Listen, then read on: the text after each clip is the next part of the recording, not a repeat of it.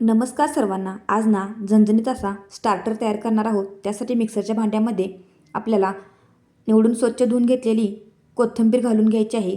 त्यानंतर त्याच्यामध्ये आलं घालायचं आहे, लसूण घालायचं आहे. त्यानंतर हिरवी मिरची आपण बारीक करून घेतलेली आहे तीही वापरायची आहे.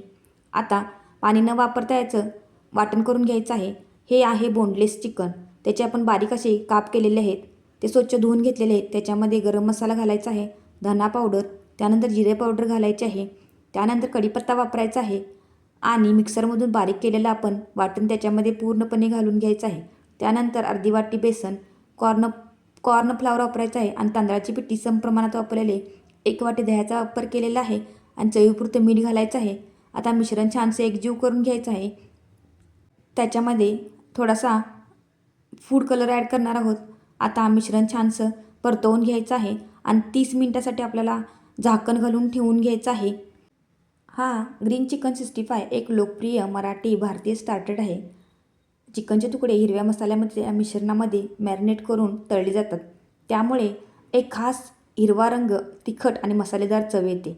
आपण वापरलेल्या मसाल्यामुळे याला झणझणीत अशी चव येते. त्याचप्रमाणे या ठिकाणी आपण कोथिंबीरचा वापर केल्यामुळे अगदी भन्नाट चव आपल्या 65ला येते. वरून कुरकुरीत होईपर्यंत आपल्याला तळून घ्यायचं आहे. घरच्या घरी ग्रीन 65 तयार झालेले आहे. धन्यवाद.